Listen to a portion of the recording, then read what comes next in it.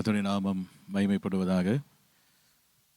நம்ம கடந்த வாரத்திலும் 2 தெசலோனிக்கேயர் 2ஆம் அதிகாரத்திலே நான் பார்த்தோம் 13ஆம் வசனம். கர்த்தருக்கு பிரியமான சகோதரரே, நீங்கள் ஆவியினாலே பரிசுத்தமாக்கப்படுகிறதுனாலும் சத்தியத்தை விசுவாசிக்கிறதுனாலும் ரட்சிப்படையும்படிக்கு ஆதி முதல் தேவன் உங்களை தெரிந்து கொண்டபடினாலே நாங்கள் உங்களை குறித்து எப்பொழுதும் தேவனை ஸ்தோத்திரிக்க கடனாளியாய் இருக்கிறோம். அப்போஸ்தலனாகிய பவுல் அவர் ஆண்டவரை எப்பொழுதும் கர்த்தரை ஸ்தோத்திரித்தார் இந்த சபைக்காக. காரணம் என்னவென்றால், முதலாவது ஆவியினாலே அவர்கள் என்ன செய்யப்பட்டிருக்கிறார்கள்? பரிசுத்தமாக்கப்பட்டிருக்கிறார்கள். அப்போ போன வாரம் இதை குறித்து நம்ம விவரமாய் பார்த்தோம். சத்தியத்தை விசுவாசிக்கிறதுனாலும் ரட்சிப்படையும்படிக்கு ஆதி முதல் தேவன் உங்களை என்ன செய்தார்? தெரிந்தெடுத்திருக்கிறார். அப்போ தேவன் நம்மை உலகத் தோற்றத்துக்கு முன்பதாகவே நம்ம என்ன செய்திருக்கிறார்? தெரிந்தெடுத்தார் என்பதை நம்ம பார்த்தோம்.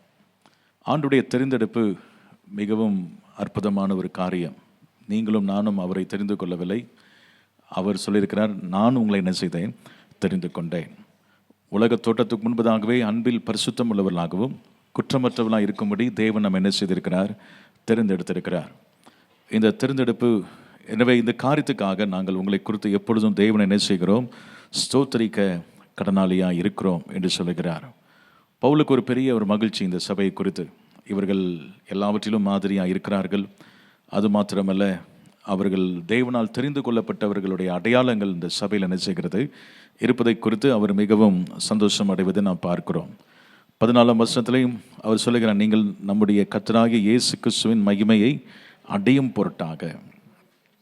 அப்போ ஒரு நோக்கம் என்னவென்றால், நீங்கள் ரோமர் 8ஆம் அதிகாரத்தில் நீங்கள் எடுத்துக்கொள்ளும் பொழுது அங்கே சொல்லப்பட்டிருக்கிறது 30ஆம் வசனம், எவர்களை முன்குறித்தாரோ அவர்களை அழைத்தும் இருக்கிறார், எவர்களை அழைத்தாரோ அவர்களை நீதிமான்களாக்கியும் இருக்கிறார், எவர்களை நீதிமான்களாக்கினாரோ அவர்களை மகிமைப்படுத்தியும் இருக்கிறார். அப்போ முக்கியமான நோக்கம், நம்மை அழைத்ததின் நோக்கம், நம்மை ரட்சித்ததின் நோக்கம் என்னவென்றால் மகிமைப்படுத்துவதற்காக. ஆமென் சொல்லுவோம், ஹல்லேலூயா. அப்போ அந்த மகிமை சொல்லும் பொழுது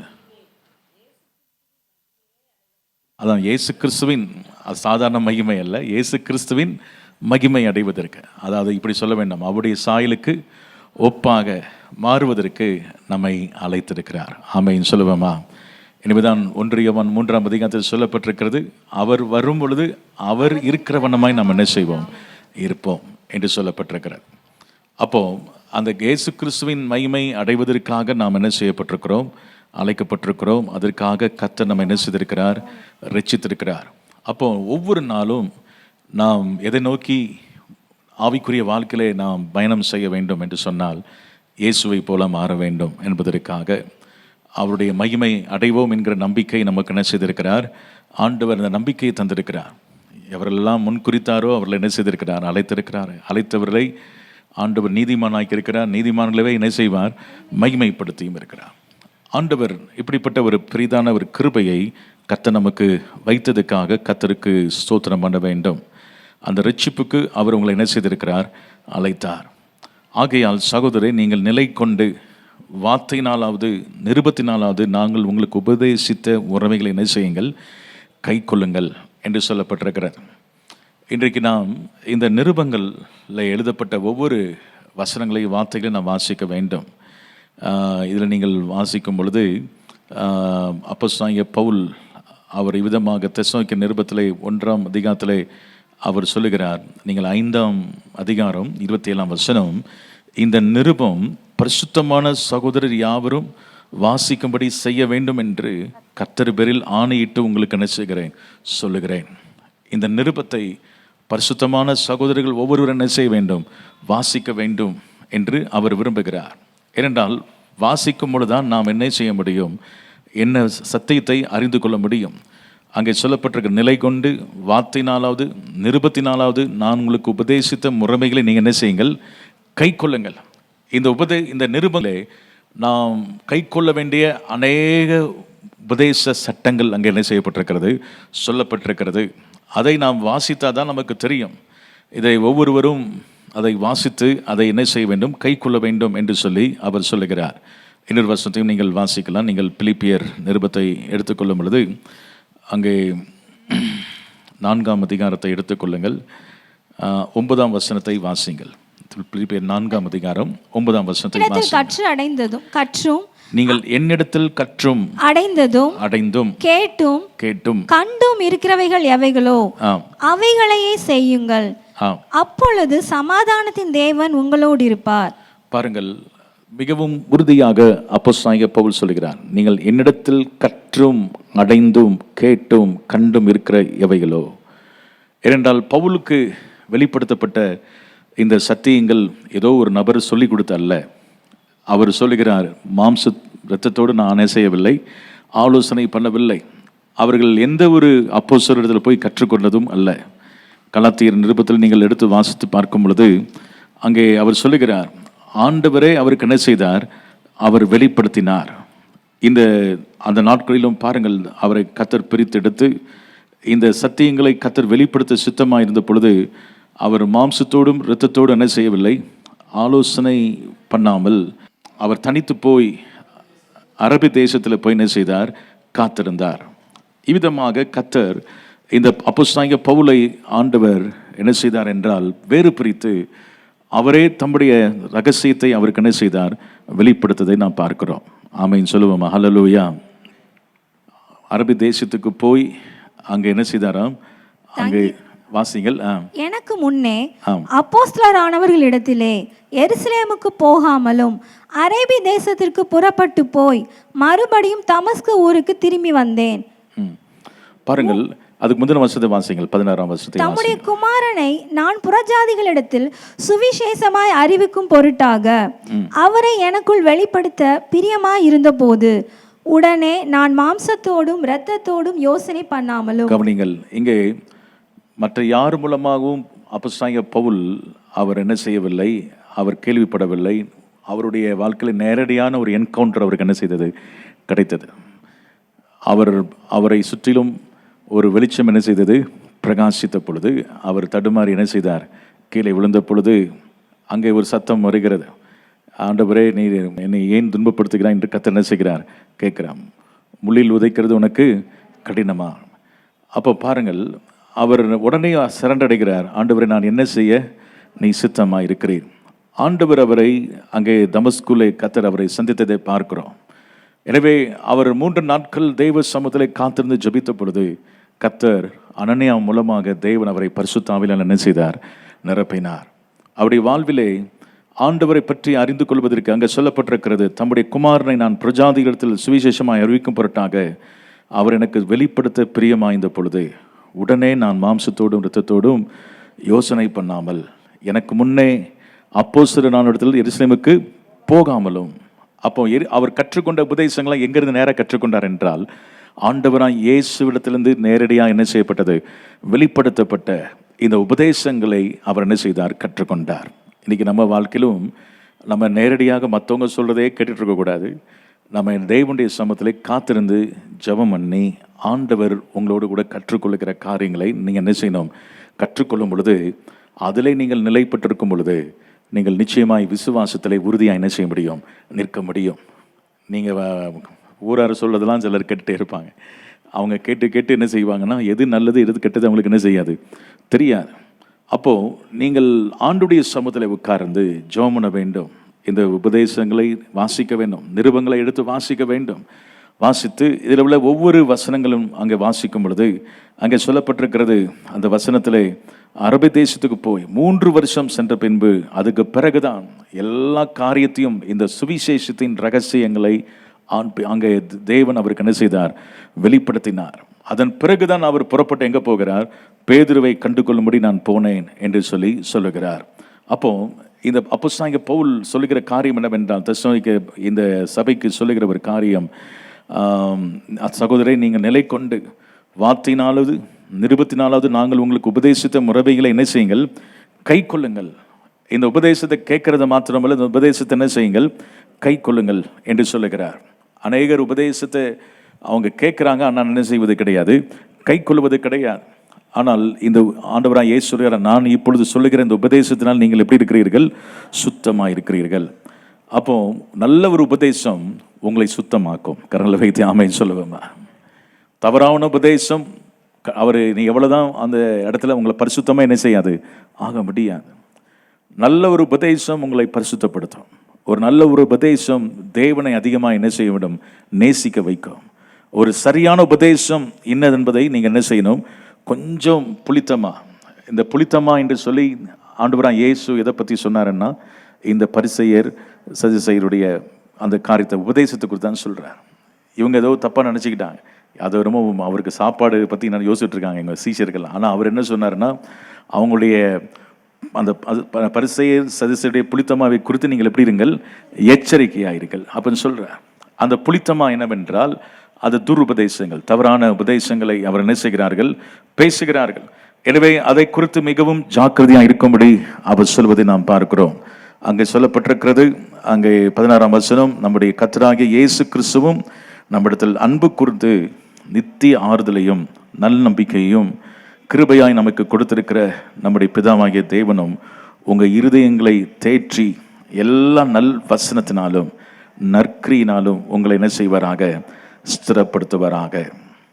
ஆண்டவர் நமக்கு இதெல்லாம் செய்வதற்கு உண்மையிலவராக இருக்கிறார். உங்கள் இருதயங்களை தேற்றி எல்லா நல் வசனத்தினாலும் நற்கிரியினாலும் உங்களை ஸ்திரப்படுத்துவதற்கு கர்த்தர் அவர் விரும்புகிறார். ஆனால் நீங்கள் மார்த்தாலாக இருந்தாலும் முடியாது. நீங்கள் எப்படி இருக்க வேண்டும், மரியாளாக இருக்க வேண்டும். அதான் முக்கியமான ஒரு காரியம். அவர் ரொம்ப அவைலபிளாக தான் இருக்கிறார், ஆனால் நம்ம தான் அவைலபிளாக என்ன செய்யலை, இல்லை. அதான் பிரச்சனை. நாம் பற்பல காரியங்களை குறித்து கவலைப்பட்டு அநேக காரியங்களை நாம் செய்து கொண்டிருப்போம் என்றால் நாம் நம்முடைய காரியங்களை செய்து முடிக்க முடியாது.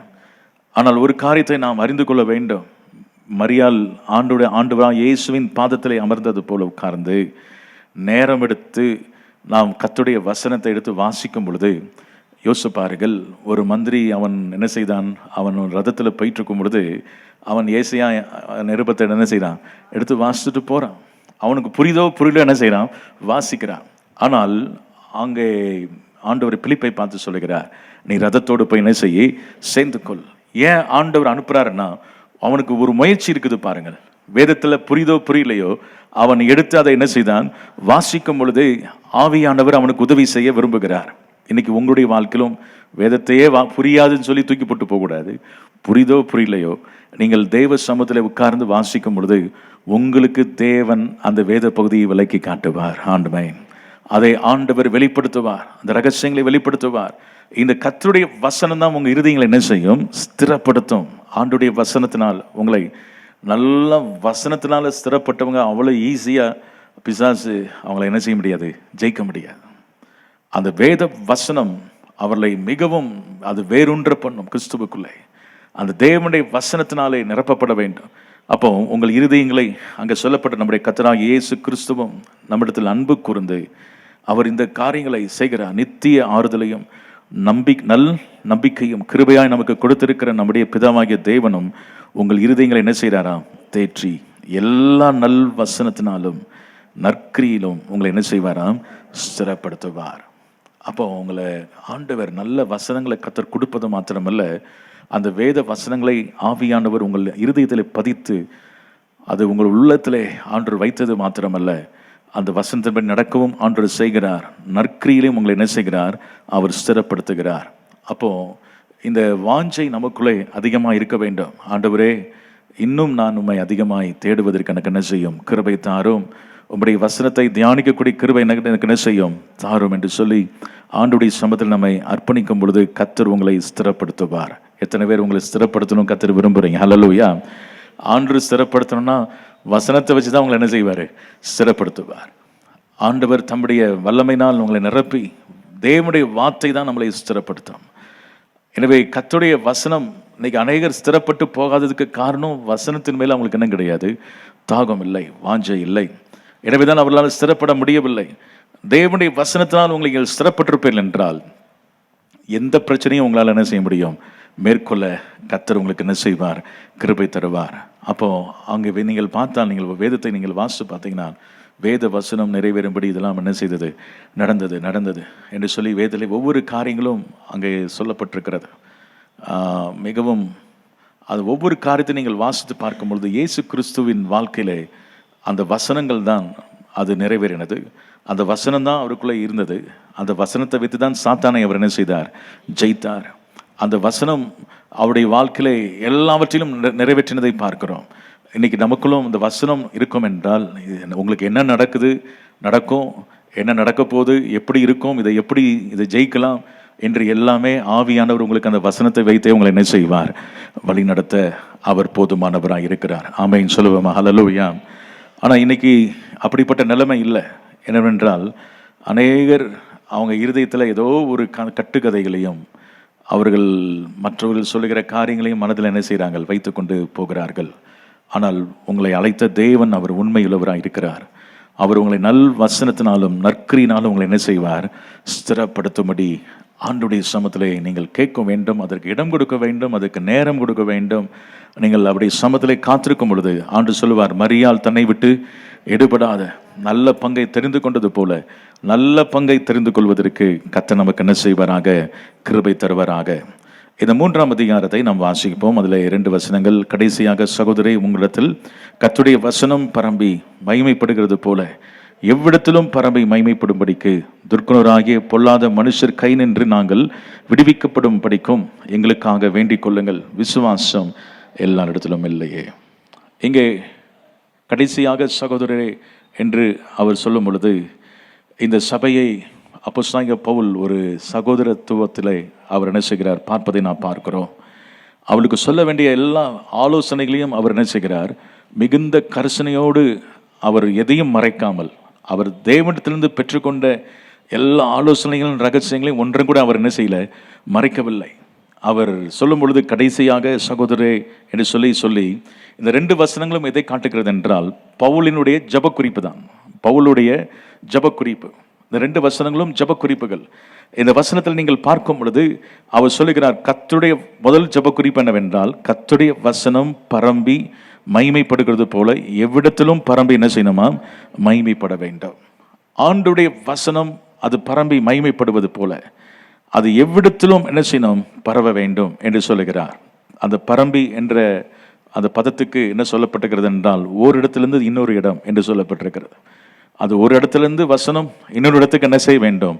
செல்ல வேண்டும் என்று சொல்லப்பட்டிருக்கிறது.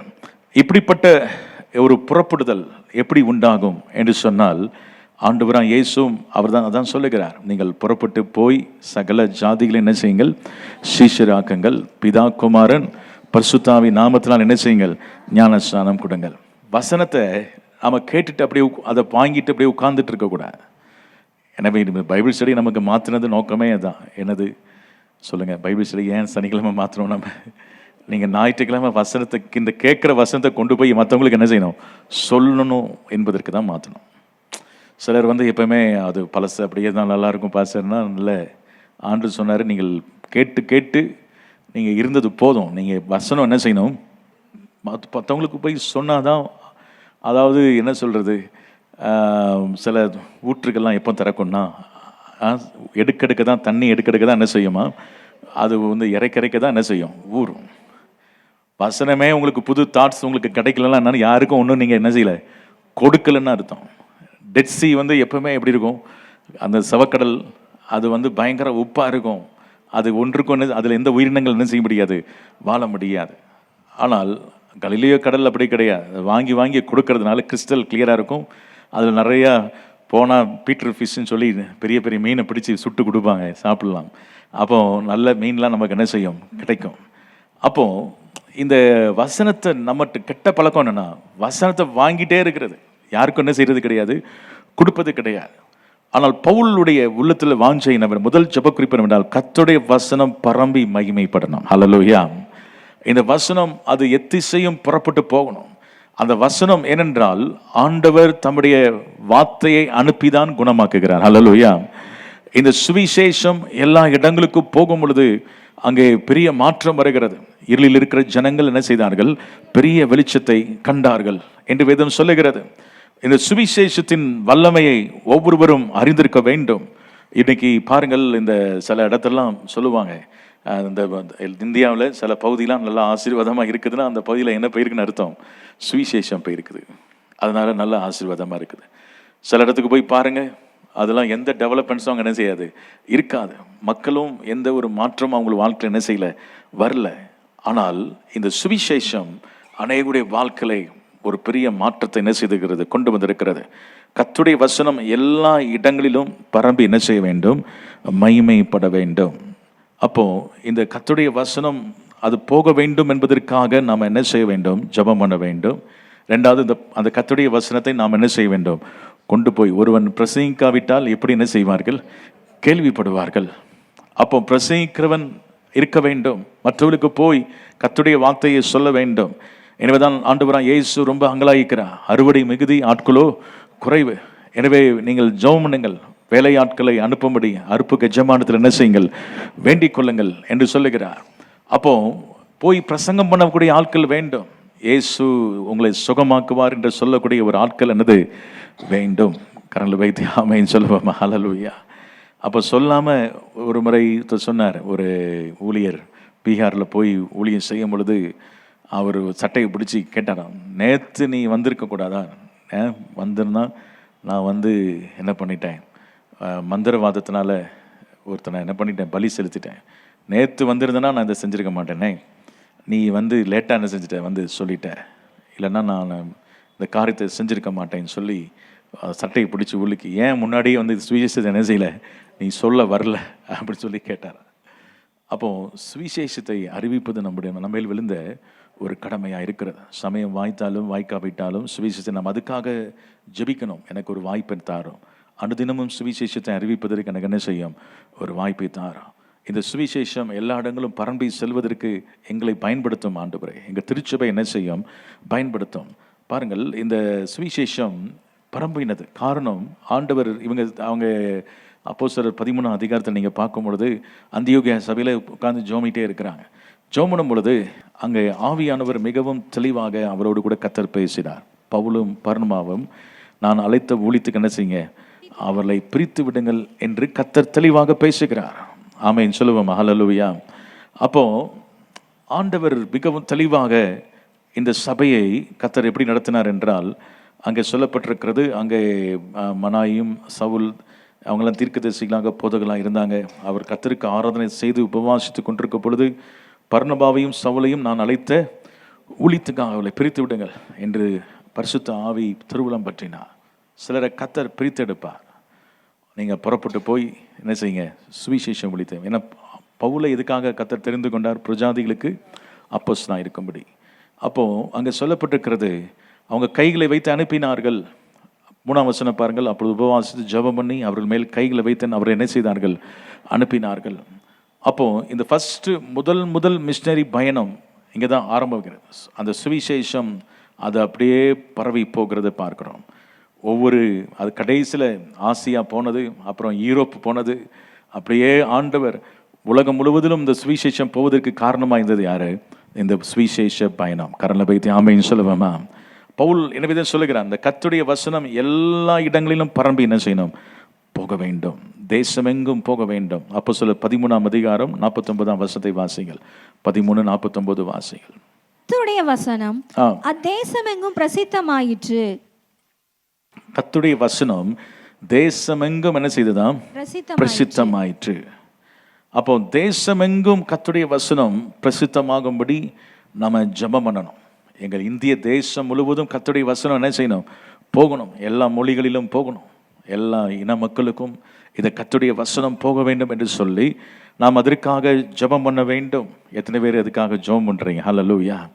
ஆண்டவரே, எல்லா மொழிகளிலும் போகணும் ஆண்டவரே என்று சொல்லி நம்ம ஜெபிக்கணும்.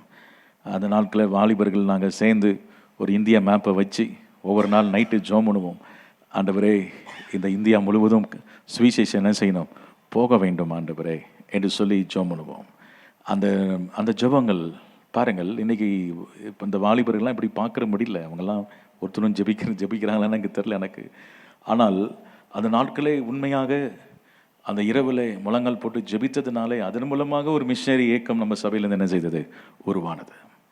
அப்போது அந்த நாட்களில் அங்கே அப்போ பாருங்கள், அந்த பாரம், அந்த சுவிசேஷம் அறிவிக்கப்பட வேண்டும்.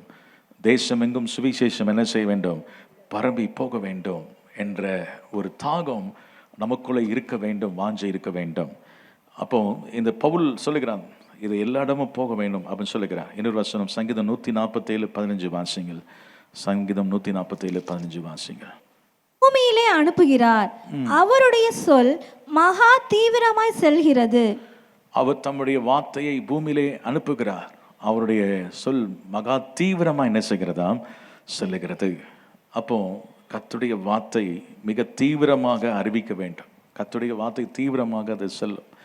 அந்த வார்த்தையிலே தேவன் அற்புதமான காரியங்களை, எத்தனை அந்த கிதியோனியர்கள் உடைய கூட்டத்தில் நீங்கள் பார்த்துருக்கலாம், எத்தனை பேர் வேதத்தை வாசித்து மனம் திரும்பினாங்க அப்படின்னு சொல்லி. பாலியாங்கிச்சோ கூட ஒரு சிறு பெண் கொடுத்த அந்த வேத புஸ்தகத்தை வாசி தான் என்ன செய்தார், மனம் திரும்பினார். அப்போ ஒரு சின்ன அந்த வேத புஸ்தகத்தை வாசிக்கும் பொழுது நம்ம வாழ்க்கையில் ஒரு மாற்றங்கள் என்ன செய்கிறது, வருகிறது.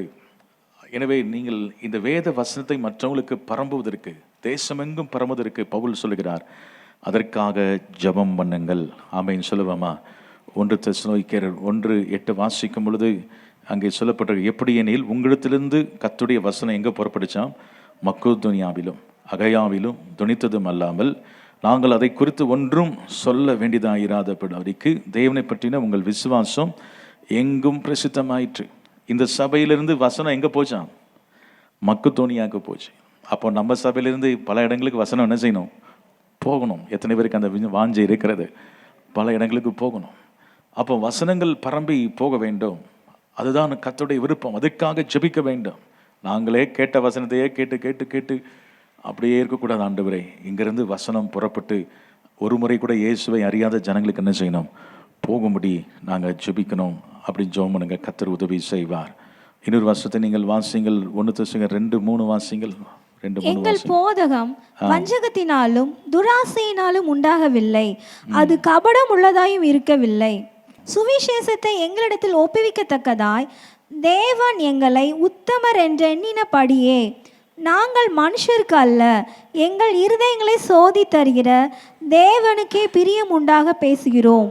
அப்போ இந்த சுவிசேஷத்தை நல் மனசாட்சியுடன், அது நல்ல விருப்பத்தோடு அதை என்ன செய்யணும், பிரசங்கம் பண்ண வேண்டும். தேவன் எங்களை உத்தமர் என்று என்ன பண்ணபடியே நாங்கள் மனுஷருக்கல்ல, எங்கள் இருதயங்களை சோதித்து அறிகிற தேவனுக்கே பிரியம் உண்டாக என்ன செய்கிறோம், பேசுகிறோம். இப்படி அவர்கள் உண்மையாக கர்த்தருடைய வசனத்தை என்ன செய்தார்கள், பேசினார்கள். ஆமென் சொல்லுவோம். ஹல்லேலூயா. இந்த வசனம் எப்படி இருந்தது என்றால், அங்கே சொல்லப்பட்டிருக்கிறது, மிகுந்த வல்லமையோடு அது வெளிப்பட்டது என்று வேதத்தில் நாம் பார்க்கிறோம். நீங்கள் இந்த வேத வசனத்தில் நீங்கள் பார்க்கும்போது இன்னொரு வசனத்தை நீங்கள் வாசிங்கள். 2 கொரிந்தியர் 1 வாசிங்கள். எங்கள் சுவிசேஷம் உங்களிடத்தில் வசனத்தோட மாத்திரமல்ல, வல்லமையோடும் பரிசுத்த ஆவியோடும் முழு நிச்சயத்தோடும் வந்தது. நாங்களும் உங்களுக்குள்ளே இருந்தபோது உங்கள் நிமித்தம் எப்படிப்பட்டவர்களா இருந்தோம் என்று அறிந்திருக்கிறீர்களே. இங்கே சொல்லப்பட்டிருக்கு, இந்த சுவிசேஷம் எப்படி இருந்துச்சாம், உங்களிடத்தில் இருந்த வசனம் வல்லமையோடும் பரிசுத்த ஆவியோடும் முழு நிச்சயத்தோடு என்ன செய்தது, வந்தது. அப்போ இப்படிப்பட்ட இந்த வசனம் அது எல்லா இடமும் என்ன செய்ய வேண்டும், பரவி போக வேண்டும் என்று பவுல் அது மூலமாக தேவனுடைய நாமம் என்ன செய்யணும், மகிமைப்பட வேண்டும் என்று என்ன செய்தார், விரும்பினார். இது முதல் ஜெப குறிப்பு. 2வது ஜெப குறிப்பு, 2வது வசனத்தை நம்ம வாசிப்போம். துர்க்குணராகிய பொல்லாத மனுஷர் கையில் நாங்கள் விடுவிக்கப்படும்படிக்கு எங்களுக்காக வேண்டிக் கொள்ளுங்கள், விசுவாசம் எல்லாரிடத்திலும் இல்லையே. பவுல் தன்னுடைய ஊழியத்திலே அநேக பிரச்சனைகளை சந்திக்கிறார். முதல் மிஷனரி பயணத்திலே அவருக்கு ஏற்பட்ட, லீஸ்திராவிலே ஏற்பட்ட பிரச்சனைகளை நம்ம பார்க்கிறோம். நீங்கள் அப்போஸ்தலர் நீங்கள் 14ஆம் அதிகாரத்தில் நீங்கள் பார்க்கும் பொழுது அங்கே ஒரு பெரிய அற்புதம் நடக்குது. ஆண்டவரும் அற்புதமான காரியங்களை செய்கிறார். ஆனால் அவனுக்காக பலியிடமும் ஆயத்தமாக இருந்தார்கள். அங்கே சொல்லப்பட்டிருக்கிற 19ஆம் வசனம், சில யூதர்கள் வந்து ஜனங்களுக்கு போதனை செய்து பவுலை என்ன செய்தார்களாம், கல்லறிந்து அவன் மரித்து போனான் என்று எண்ணி அவன் பட்டணத்துக்கு வெளியே என்ன செய்தார்கள்.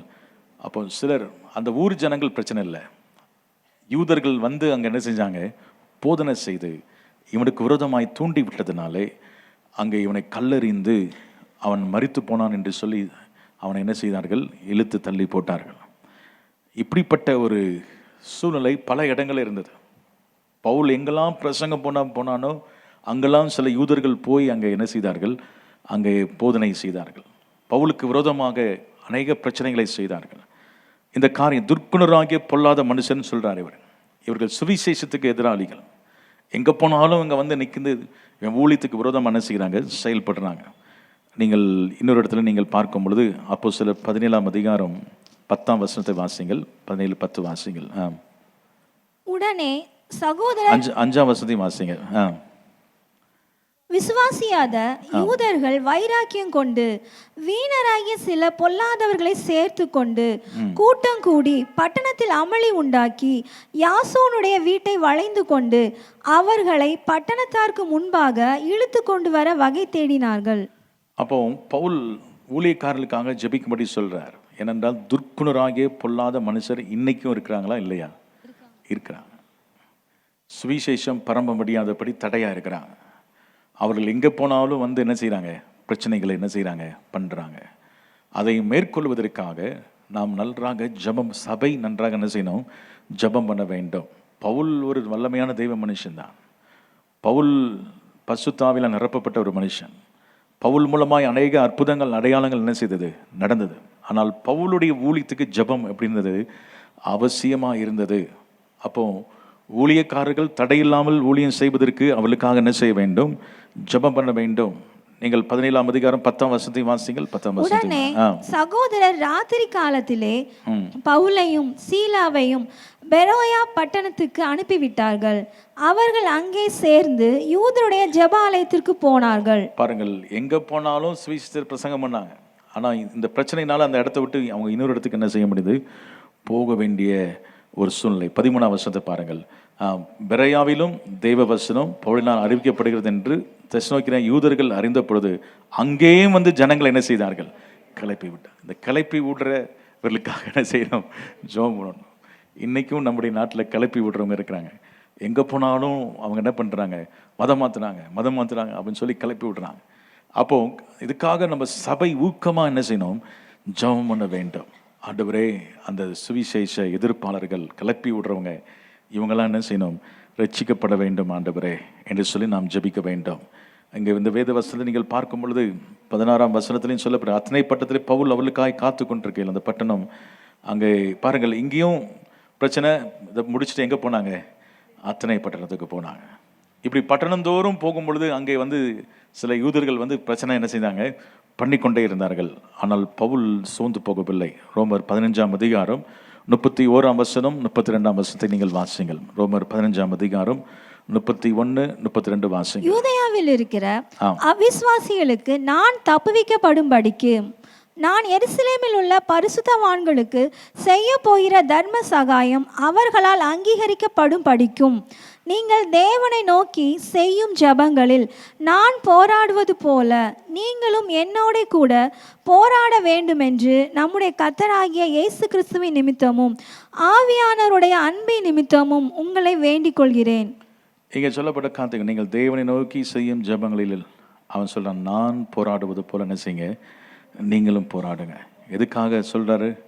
யூதேயாவில் இருக்கிற அங்கே சொல்லப்பட்டிருக்கிறது அவிசுவாசிகளால் தப்புவிக்கப்படும்படிக்கு. அப்போ தப்புவிக்கப்படும்படி சிலர் வந்து பவுலை கொலை செய்யாமல் சாப்பிடுவதில்லைன்னு சொல்லி என்ன செஞ்சாங்க, கங்கணம் சபதம் போட்டு உட்கார்ந்தாங்க. அப்போ அவங்க எல்லாருடைய கண்களுக்கும் நம்ம என்ன செய்ய வேண்டும், தப்புவிக்கப்படும்படி நாம் என்ன செய்ய வேண்டும், ஜெபம் பண்ண வேண்டும். இது சபை சரியாக ஜெபிக்கலன்னா யாக்கோபு பட்டயத்தினால ஏரோது என்ன செஞ்சிட்டான், வெட்டிட்டான்.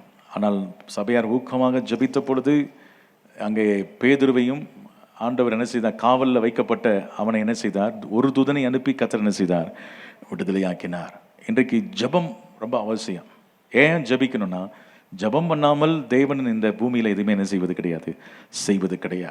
ஒரு ஊழியர் சொன்னார், அவர் கடந்த நாட்களே நம்முடைய சபையார் ஜெபிக்காததுனால தான் ஏன் ஆண்டவர் இந்த பட்டணத்தில் இப்படிலாம் நடக்குதுன்னு கேட்கும்பொழுது ஆண்டு சொன்னாரா, என்னை விட பிசாசு கூட்டத்தார் நல்லா ஜெபம் பண்ணுறாங்க. பிசாசு அவன் வழக்காடுறானா, இந்த ஜனங்கள் எத்தனை பேர் கூப்பிடுறாங்க, உடம்புலாம் ரத்தத்தெல்லாம் கீறி இது பண்ணி அதை பண்ணி தியாகம் பண்ணி செருப்பு படாமல் நடந்து அப்படிலாம் பண்ணுறாங்க. ஆனால் பாருங்கள், உங்களுடைய பிள்ளைகள்லாம் தூங்கிட்டு இருக்கிறாங்க எல்லாம் ஜாலியாக அப்படின்னு சொன்ன உடனேயும் ஆண்டவருக்கு ரொம்ப வேதனையாக போயிடுச்சான். திறப்பில் நிற்கிற ஒரு மனுஷனை தேடினேன் என்று கர்த்தர் சொல்கிறார், ஒருவனையும் காணேன் என்று வேதனைப்படுகிறார். அப்போ பிசாசு ரொம்ப சொல்கிறான், எல்லாம் பாருங்க என்ன பண்றானுங்க பாருங்க. அப்போ ஜெபம் பண்றதுக்கு ஆள் இல்லை, ஜெபம் பண்ணுவதற்கு என்ன கிடையாது, ஆட்கள் இல்லை. ஆண்டவர் தேடிக்கொண்டிருக்கிறார். விண்ணப்பம் பண்ணுகிறவன் இல்லை என்று அவர் என்ன செய்தாராம், ஆச்சரியப்பட்டார். விண்ணப்பம் பண்ணுகிறவன் இல்லை என்று ஆச்சரியப்படுகிறார். பவுல் அதான் சொல்லுகிறான், நீங்கள் ஜெபம் பண்ணுங்கள். 1 சொல்லுகிறார் 5ஆம் அதிகாரத்திலே பவுல் சொல்லுகிறார், இடைவிடாமல் என்ன செய்யுங்கள், ஜெபம் பண்ணுங்கள் சொல்லுகிறார். இடைவிடாமல் ஜெபம் பண்ணுங்கள். ஏனென்றால் இந்த நாட்களில் நீங்க ஜெபம் எந்த அளவுக்கு அதிகமாகுதோ அந்த அளவுக்கு வெற்றி அதிகமாகும். ஹல்லேலூயா. அப்போ தெய்வ சமூகத்திலே நாம் மதுரைக்காக பண்ற ஜெபம் போதாது. கடந்த நாட்களில் சொல்லும் பொழுது சில ஊழியர் சொன்னாங்க, மதுரை தான் சத்துருடைய பயங்கரமான சிங்காசனமே இங்கே தான் இருக்குதா, ஆணி வேறு இங்கே இருக்குதா. ஓகே சரி, என்ன வேறு இருந்தாலும் அந்த வேரை நம்ம என்ன செய்யணும், பிடுங்கணும். அப்போ பாருங்கள், அது பிடுங்கிறதுக்கு பார்த்தா இந்த நம்முடைய ஆட்கள் ஜபம்னாலே வரமாட்டேங்காங்களே. இப்போ நமக்கு 40 நாள் உபவாசமாக என்னையிலேருந்து ஆரம்பிக்க போகிறோம், மண்டையிலேருந்து ஆரம்பிக்கிறோம். அதுவும் நான் பார்க்குறேன், ஜபம்னா வாலிபர்கள் வருவாங்கன்னா வாலிபர்களே ஜபத்துக்கு என்ன செய்வது கிடையாது, வர்றது கிடையாது. அப்போ இவங்கெல்லாம் வாலிபர் வந்து என்னத்தை பண்ண போகிறாங்க, ஜெபம் பண்ணாதான் ஒரு பெரிய அசைவை கர்த்தர் என்ன செய்வார், ஏற்படுத்துவார். ஜபமே அவங்களுக்கு வேப்பங்காயானது கசக்குது. ஜபம் பண்ணணும்னு சொன்னா உடனே எந்திரிச்சு வச்சு போயிடுவான். அது வரைக்கும் உட்காந்து எல்லாம் சிரிச்சிட்டு இருப்பான், பேசிட்டு இருப்பான். ஜபம்னா எந்திரிச்சு போயிடுவான். அப்போ உட்கார்ந்து உண்மையாக தேசத்துக்காக அழுது ஜபிக்கிற ஒரு கூட்டத்தை கர்த்தர் என்ன செய்கிறார், தேடுகிறார். அவர்களை கொண்டு தேவன் வல்லமையான ஒரு அசைவை என்ன செய்வார், ஏற்படுத்துவார். அப்போ இந்த விண்ணப்பம் பண்ணுகிறவர்கள் இல்லை என்று கர்த்தர் அங்கலாய்க்கிறார். எனவே தான் சொல்லுகிறார், நான் ஜபத்தில் போராடுவது போல நீங்கள் என்ன செய்யுங்க, போராடுங்க அப்படின்னு சொல்லுகிறார். 2 கொரிந்தியர் 1ஆம் அதிகாரம் 11ஆம் வசனத்தையும் வாசிங்கள். 2 கொரிந்தியர் 1ஆம் அதிகாரம் 11ஆம் வசனம். அநேகர் மூலமாய் எங்களுக்கு உண்டான தயவுக்காக அநேகரால் எங்கள் நிமித்தம் ஸ்தோத்திரங்கள் செலுத்தப்படும் பொருட்டு நீங்களும் விண்ணப்பத்தினால் எங்களுக்கு உதவி செய்யுங்கள். இங்கே சொல்லப்பட்ட காரியங்கள் பாருங்கள். அநேகர் மூலமாய் எங்களுக்கு உண்டான தயவுக்காக அநேகரால் எங்கள் நிமித்தம் ஸ்தோத்திரங்கள் செலுத்தப்படும் பொருட்டு நீங்களும் விண்ணப்பத்தினால் எங்களுக்கு உதவி செய்யுங்கள். பவுல் சொல்லுகிற விண்ணப்பத்தினால் எங்களுக்கு என்ன செய்யுங்கள், உதவி செய்யுங்கள். இப்படி ஒரு பெரிய ஊழியக்காரர் கேட்கலாமா அப்படின்னு சொல்லி கேட்டான். அவர் கேட்கிறார். ஏன்னா அவருக்கு தெரியும், ஜெபத்தினால மற்ற அநேகர் பண்ற ஜெபத்துல தான் காரியங்கள் என்ன செய்யும், நடக்கும். அப்போ இந்த சபையில நம்ம என்ன செய்யணும்னா, இந்த ஜபம்னாலே எல்லாம் எவ்வளோ சண்டை வருது பாருங்கள், எவ்வளோ போட்டிகள் வருது, பிரச்சனை வருது பாருங்கள். ஒரு 3 பேர், அதான் ஒருத்தர் சொன்னார், பாஸ்டர் V.S. சாமியில் சொல்லுவார், 6000 பிசாசுகளுக்குள்ள ஒரு மனம் நமக்கு என்ன செய்யலை. ஒரு மனுஷனுக்குள்ள லேகியோனுக்குள்ள எத்தனை பிசாசு இருந்துச்சா, 6000. ஆனால் பாருங்கள், ஒரு சின்ன ஒரு கேஷலாக சேர்ந்து ஜெபிக்க சொல்லுங்கள், நான் அது வந்தால் நான் வரல, இது வந்தால் இது வரல, இப்படின்னு சொல்லி என்ன செய்வாங்க, சொல்லுவாங்க. அப்போ 2 கொண்டைகளை ஒன்றும் சேர்க்கறதுக்குள்ள பெரிய பாடானது இருக்குது. அப்போ பாருங்கள், ஈகோ பெருமை, அவ சொல்லி நான் வரணுமா, நீ சொல்லி நான் வரணுமா அப்படின்னு சொல்லி அப்படிப்பட்ட என்னது எண்ணம். ஆனால் தன்னை தாழ்த்துகிறவன் என்ன செய்வான், உயர்த்தப்படுவான். பரவாயில்ல, ஜபத்துக்கு கூப்பிட்டா நான் வரேன் அப்படின்னு சொல்லி போய் உட்கார்ந்து சேர்ந்து ஜோமனி பாருங்க. ஆண்டவர் வல்லமையான காரியங்களை செய்வான். 2 பேர் இந்த பூமியிலே ஒருமனப்பட்டிருந்தால் அது பரலோகத்தில் இருக்கிற பிதாவினால் உண்டாகும். இதுல வேற சொல்லி வேற கொடுக்கறது, அவ ஜோமனை கூப்பிட்டா நீ போய் அவ கூட சேர்ந்து என்ன செய்யாத, ஜோமனாதது பொல்லாதது அப்படின்னு சொல்லி விஷத்தை வேற போடுறது. ஆண்டவர் உங்களை வந்து பரலோகத்து பக்கமே எட்டி பார்க்க விட மாட்டார். உங்களை தூரத்துல அந்த அங்கே ஓடி போயிடாங்கிட்டு வந்துடாத, ஏன்னா நீ வந்தான் பரலோகத்தையும் கரப்படுத்திடுவேன், எனவே நீ வராத அப்படின்னு சொல்லி விரட்டி விட்டுருவேன். ஏன்னா நமக்கு நல்ல இருதயம் கிடையாது. சுத்த மனசாட்சி வேணும், அன்பு வேணும். நம்ம சேர்ந்து 2 பேர் சரி, ஒருத்தர் அவங்க நம்ம கூட சிலர் வந்து நினைக்கிறது அவங்க கூடலாம் சேர்ந்து ஜெபம் பண்ண முடியுமா, முடியாது. அப்படிலாம் கிடையாதுங்க. நம்ம வந்து யார் இருந்தாலும் சரி, நம்ம தாழ்த்தி அவங்களோடு கூட சேர்ந்து என்ன செய்யணும், ஜெபிக்கும் பொழுது கர்த்தர் உங்கள் விண்ணப்பத்துக்கு என்ன செய்வார், பதில் கொடுப்பார். அது பரலோகத்தில் இருக்கிற பிதாவினால் அவருக்கு என்ன செய்யும், உண்டாகும் என்று கர்த்தர் சொல்லுகிறார். அப்போ ஜபத்துக்கு மட்டும் நீங்கள் தடையாக இருக்காதீங்க, உங்களுக்கு கர்த்தர் எதிராக வருவார். எனவே நீங்கள் யார் ஜெபம் பண்ணாலும் சபையில் உள்ள ஜபம் மிகவும் வல்லமையாக எழும்பணும் சொல்லி அதற்காக நீங்கள் என்ன செய்யணும், உங்களை அர்ப்பணித்து ஜெபிக்கும் பொழுது தேவன் உங்களை கொண்டு வல்லமையான காரியங்களை கர்த்தர் என்ன செய்வார். அப்போ நம்முடைய சபை அதில் ரொம்ப ஆசீர்வாதம் வரணும்னா சபை ஜெபிக்கிற சபையாக இருக்கணும். 2 ஜெப குறிப்பு தான் சொல்கிறார். என்னது? முதலாவது, கர்த்தருடைய வசனம் எல்லா இடங்களிலும் பரம்பி என்ன செய்யணும்? மகிமைப்படணும். 2வது, துர்க்குணராகிய பொல்லாத மனுஷர் கை நின்று என்ன செய்யணும்? விடுவிக்கப்படணும். அடுத்தது அவர் சொல்கிற ஒரு காரியம், விசுவாசம் எல்லாருக்கும் இல்லையே. அவருடைய வேதனை அதான். ஏன் ஜெபம் இல்லைன்னா, ஜெபிக்காததுக்கு காரணம்னா அவங்கள்ட்ட என்ன இல்லை? விசுவாசம் இல்லை. ஜெபமணி நான் ஜெபமணி என்ன நடக்க போகுது, அதனால் ஒன்றும் நடக்காதுன்ற ஒரு அவிசுவாசம். ஆனால் ஆண்டவர் சொல்லிக்கிறார், என் நாமத்தினால நீங்கள் எதை கேட்டால் அதை நான் என்ன செய்வேன்? செய்வேன். ஏன் ஜெபிக்கல? இதுதான் சிம்பிள். விசுவாசம் எல்லா இடத்திலும் இல்லை. ஆனால் நம்ம பண்ணுற ஜெபத்தை கேட்டு ஒரு பெரிய மாறுதலை தருவார் என்பதை எத்தனை பேர் விசுவாசிக்கிறீங்க? ஆண்டவர் ஒரு பெரிய அசைவு என்ன செய்வார்? கொடுப்பார் என்பதை நீங்கள் விசுவாசிக்க வேண்டும். உங்களுடைய ஜெபம் மிகுந்த வல்லமை உள்ளதாக இருக்கிறது. ஆமைன்னு சொல்லுவோமா? ஆண்டவர் இந்த நாட்களில் கூட அந்த அப்படிப்பட்ட கிருபைகளை நமக்கு என்ன செய்வாராக? தருவாராக. எனவே இந்த பவுலின் ஜெப குறிப்புகள் மிக முக்கியமானது. 2 ஜெப குறிப்புகள். ஆனால் அவர் சொன்ன வருத்தப்படுறாரு, எல்லா இடத்துல என்ன இல்லை? விசுவாசம் இல்லைன்னு சொல்கிறார். இந்த விசுவாசத்தை குறித்து தொடர்ந்து நம்ம அடுத்த வாரம் என்ன செய்வோம்? பார்ப்போம். எல்லாரும் கண்களை மூடி எல்லாரும் ஸ்தோத்திரம் பண்ணுவோம். ஆண்டவரே உமக்கு ஸ்தோத்திரம். இதனாலும் கூட எங்களுக்கு ஆண்டவரை நீ கற்றுக் கொடுத்த இந்த ஆண்டவரை வேத வசனங்களுக்காக நன்றி செலுத்துகிறோம். இந்த பவுலின் ஆண்டவரை ஜெப குறிப்புகளுக்காக ஸ்தோத்திரம். அவளுடைய கர்த்தருடைய வசனம் எல்லா இடங்களிலும் பரம்பி மகிமைப்படணும். எல்லாம் வலது கரங்களை வைத்து சொல்லுவோம், எங்கள் தேசம் முழுவதும் கர்த்தருடைய வசனம் பரம்பி மகிமைப்பட எங்களை பயன்படுத்தும். எங்கள் சபையை பயன்படுத்தும் ஆண்டவரே. எங்கள் ஊழியத்தை நீர் பயன்படுத்தும். துர்க்குணராகிய பொல்லாத மனுஷர் கை நின்று நாங்கள் என்ன செய்யணும்? விடுவிக்கப்பட எங்களுக்கு கிருபை தாரும் ஆண்டவரே. சொல்லி ஜெபம் இயேசுவே, நாங்கள் விடுவிக்கப்பட நாங்கள் ஜெபிக்கிறோம். உமக்கு ஸ்தோத்திரம். பவுலின் ஊழியத்தில் வந்த நிறைய போராட்டங்கள், ஆனாலும் பவுல் கடைசி வரை அவர் கர்த்தர் அவருக்கு சொன்ன எல்லா ஊழியத்தை நிறைவேற்றி முடிக்க அவர் சொன்ன நல்ல போராட்டத்தை நான் என்ன செய்தேன்? போராடினேன், ஓட்டத்தை முடித்தேன் என்று சொல்லும் அளவுக்கு அவர் அந்த ஊழியத்தை நிறைவேற்றி முடிக்க கர்த்தர் கிருபை தந்தார். கரலை வைத்து எல்லாரும் ஸ்தோத்திரம் பண்ணுவோம். நன்றி, நன்றி தகப்பனே, உமக்கு ஸ்தோத்திரம்.